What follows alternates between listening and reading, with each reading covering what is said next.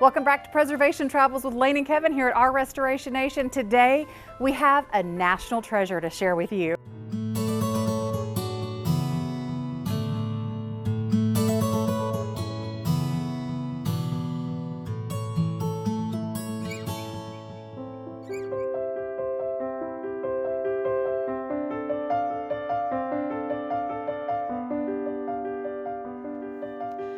Routhland is located in the old suburbs lying just southeast of the original town of Natchez. The house occupies the summit of a high but gently rounded hill in a large landscaped park. In the center, formed by the graveled front drive, is a live oak tree certified by the Mississippi Forestry Commission to have been in place since 1775. The frame of the 1.5-story house is set on a 5-foot-high foundation and is covered with clapboards. Beneath the hip roof with dormers, the entire 93-foot breadth of the 9-bay southwest facade is shaded by a central pedimented portico and flanking flat-roofed galleries. The 3-bay portico is reached by a broad flight of stuccoed steps which gently curve inward as it leads up from the gray and white stone paving of the carriage landing. The original builder of Routhland died in 1867, and 3 years later, Routhland was acquired by another prominent Mississippian, Charles Clark, who had served during the Mexican War as a colonel and was governor of Mississippi. In 1946, the Clark descendants sold Routhland to the present owners, who have maintained the house and grounds in excellent condition. Their attention to history helps make Routhland a memorial to the outstanding families who have occupied the property throughout the years. Welcome to Routhland, one of Natchez's finest federal period homes. This home was built by John Ruth between 1815 and 1817, and it is a vernacular style federal home. Throughout its exterior and interior, we have elements of Federal, Greek Revival, and little hints of Gothic and Rococo.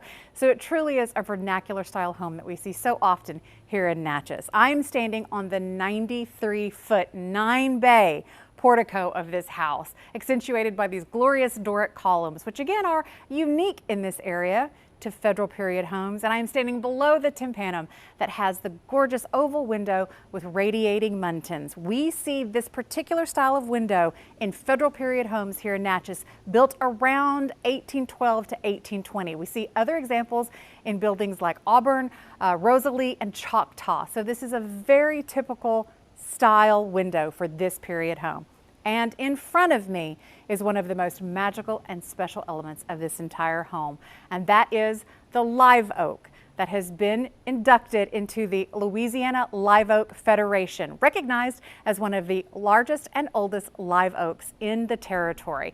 I love the Louisiana Garden Club, the Live Oak Federation. The only members of the Live Oak Federation are the oaks themselves and the chairman who oversees the inductions. So another treasure here at Routhland. Although this is very definitively a federal period home built initially between 1815 and 1817, we have a Greek Revival throughout the architecture. And here we see it in this Greek Revival frontispiece with these glorious Doric columns. The entire frontispiece is Greek Revival to a T. And in our side lights, we have the original snowflake pattern glass. So let's go inside and see what other elements of Greek Revival and federal architecture we can find.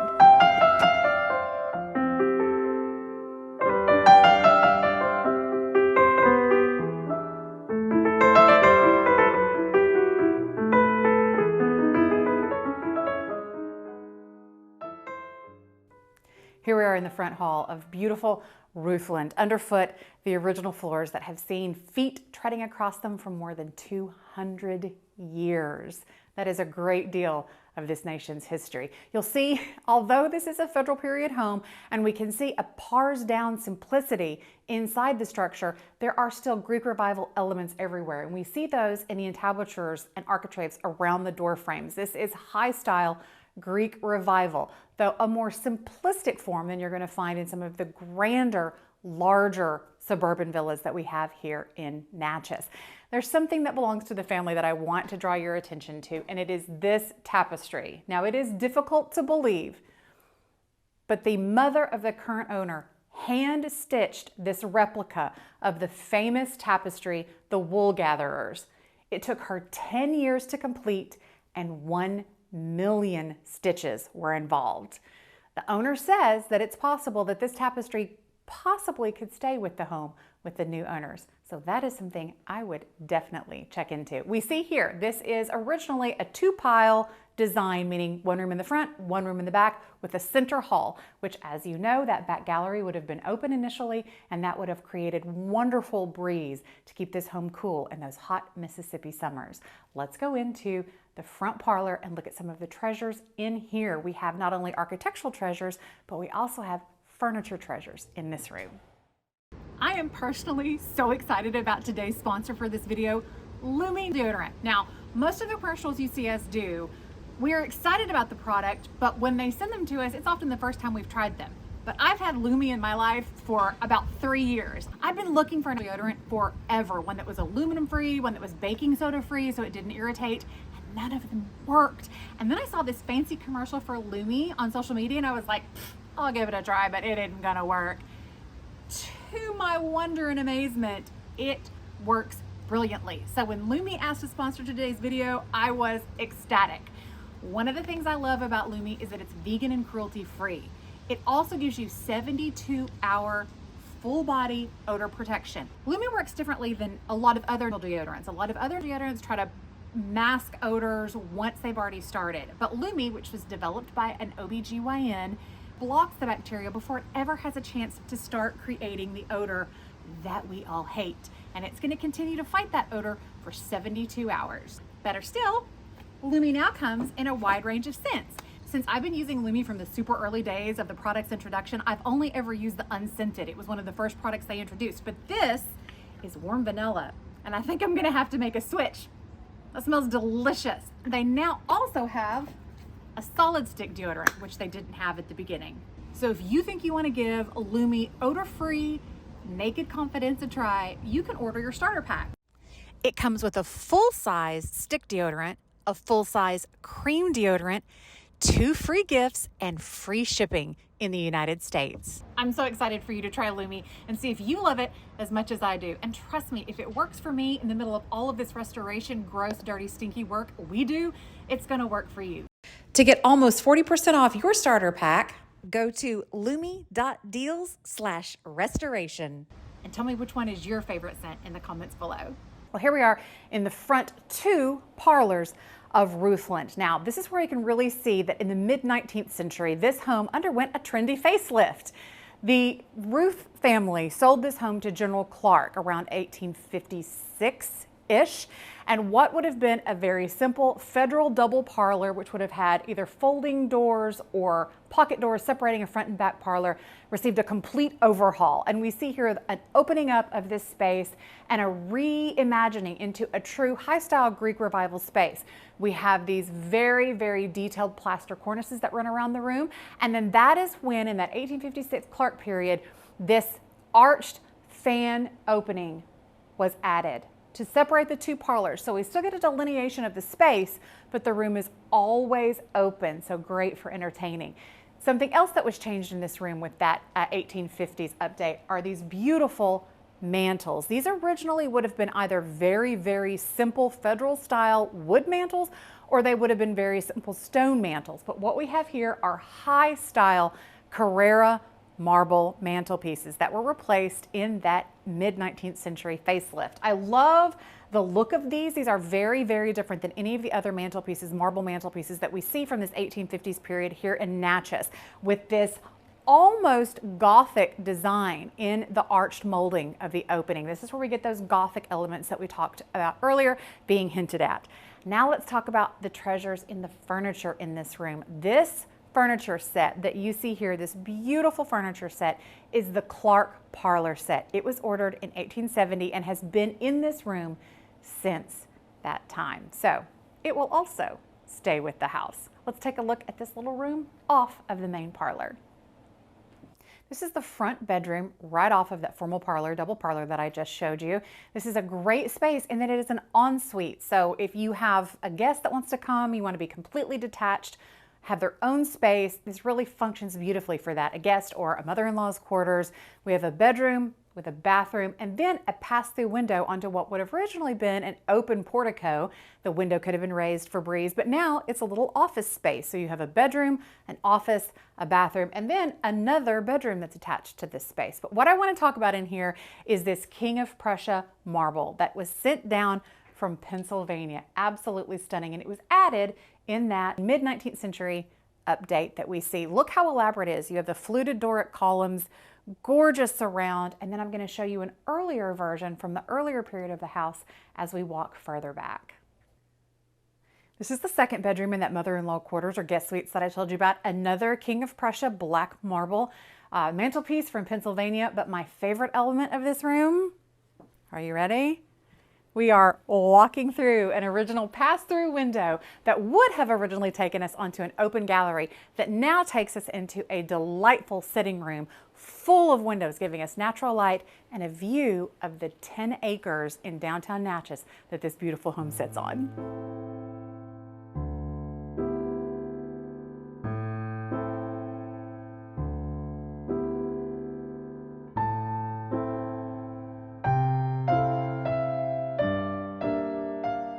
So as I mentioned before, this home is all one floor living, which is splendid, especially for people like Kevin who have terrible knees and don't want to deal with a staircase every day. But it also means that this home of 6,100 square feet is sprawling. So we wanted to bring you back here to the main hall so we can give you sort of a starting place so you can understand the floor plan of the home. We took you through the right-hand side of the house with the main parlors, the mother-in-law's suite, and onto that gallery. Now we're going to go into the front parlor, the main suite, and work our way back to the dining room and back gallery again. So come through with me. Here we have the family parlor at Routhland. This would have been the parlor where the family would have congregated for private evenings. The double parlor on the opposite side would obviously have been for guests, for company, and for parties. This would have been a smaller, warmer, more intimate space. Warmer both figuratively and literally. If it ever gets cold here in Natchez, this is a much smaller space, so easier to keep warm. We have beautiful walk-through windows across the entire front of this house. As I mentioned earlier, 9 across the front of this house, 2 in this room, so it can be thrown open on hot summer evenings to get a nice cool breeze running through this glorious space. These high ceilings give such a sense of space, even in the smaller rooms. And behind me is a gorgeous pink sienna marble mantelpiece, part of that mid-19th century update. So this room leads into a guest room and then into the main suite. So let's go through.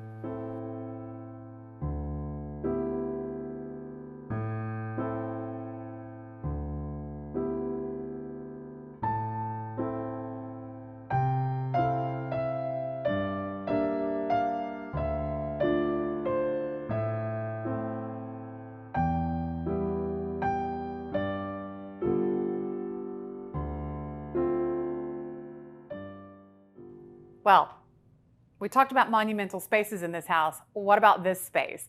This is the main suite in Routhland, and it is 30 feet deep. Yes, you heard me correctly, 30 feet deep. So imagine what you could do with furnishings in this space. As you can see, the current owners have an absolutely glorious 1870s Renaissance revival set in here, and I think it's perfection. Behind me, I have some questions about this mantle.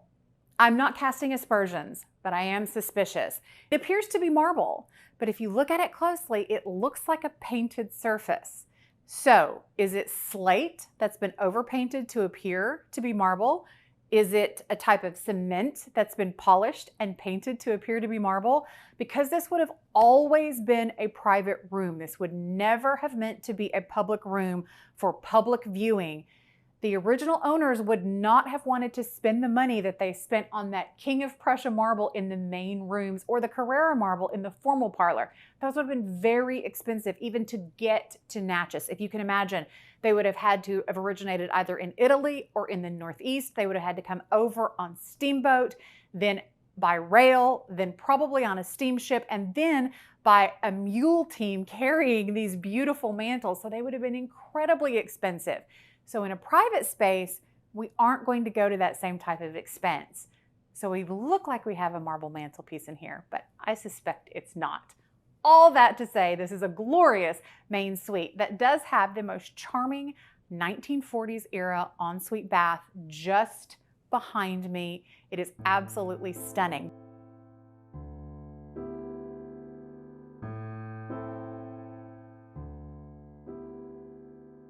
There is another bedroom just off of this space that we're going to go in and have a peek. It shows you the early iteration of the home, the smaller trim and a more simplified mantelpiece. So let's come take a look. Here we are in the small bedroom that is off of both the main suite and off of the family parlor. So if that helps you orient yourself at all, I have the family parlor here just in front of me. That bedroom just off of the family parlor that we went through that had all the delightful children's toys in it. Then we have the main suite behind me, and now I am in another bedroom. And I wanted to bring you into this bedroom and show you specifically this mantelpiece. Here we have what appears to be that glorious King of Prussia marble again from Pennsylvania. The difference here is in the actual form. This is a pure federal style mantle. So we know that this piece, because of its construction, you can see there's no fluting, there's no ornamentation. This is a clean, symmetrical, federal style mantelpiece.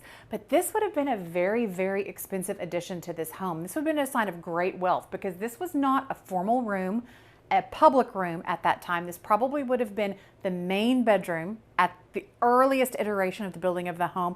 And so this would have been a concession for the owners of the property to have some real luxury in their main room of their home. So here we have in a private space, an early federal marble mantelpiece. Now, I'm gonna head through what would have been the open gallery into my favorite room in this space, the dining room.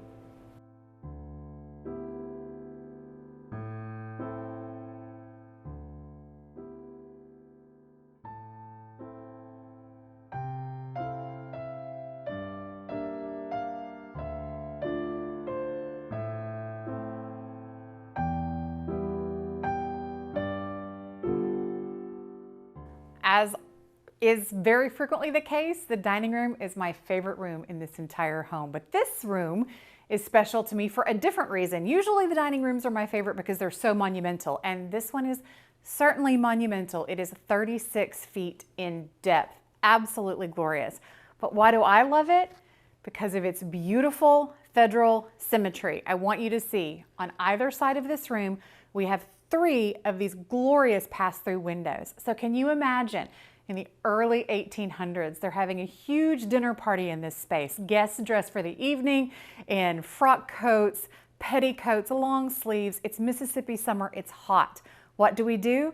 We open all 6 of these windows and we get glorious cross ventilation. It would feel like air conditioning blowing through this space, and they all remain. And most of them retain all of their original glass. Now they walk through onto an enclosed gallery that has a wall of windows behind it that looks out onto the 10 acres that are included with this beautiful room. But this space is utterly glorious.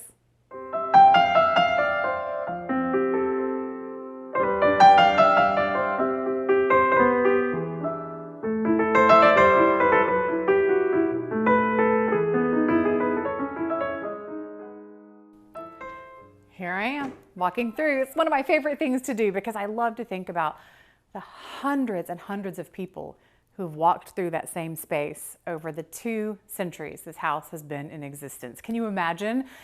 I would love to have been one of those ladies in 1817 wearing my Empire style gown walking through.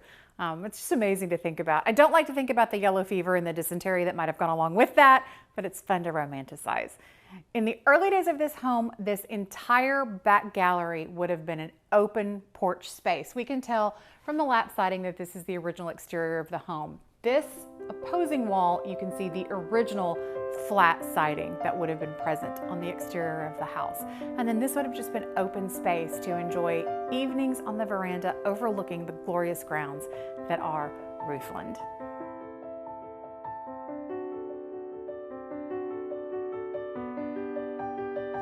Routhland is looking for a new steward, and if you think that might be you, what you'll find here is a beautiful estate nestled on 10.2 acres. Included in the estate are the main house of over 6,100 square feet with 5 bedrooms and 3 bathrooms, a guest cottage attached to the main house, and 2 additional guest cottages located on the property. The asking price on Routhland is $1.65 million, and further details can be found in the description on this video.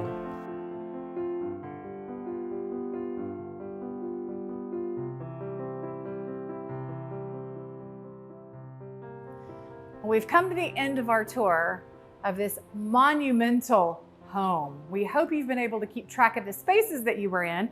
We're trying to reorient you here at the end of the video. We started at the front of the entry hall and we're ending at the back of the entry hall. And I am now standing in what would have been the original back gallery of the home, which is now again another beautiful enclosed porch space.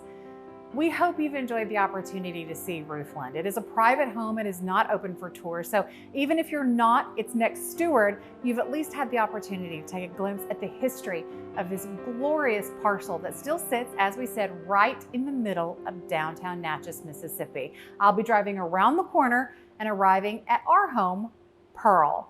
But are you the next stewards of this beautiful home? If you are, remember, we are not the realtors. We are not representing this property in any way. We're just sharing with you the architectural history of this home. If you're interested in becoming its next steward, you can find the realtor's information in the description below. We do not guarantee the property in any way, shape, or form. We hope you've enjoyed this tour of this incredibly historically significant property. We hope you've enjoyed being with us again on Preservation Travels with Lane and Kevin. Subscribe, give this video a thumbs up, and we'll see you next time.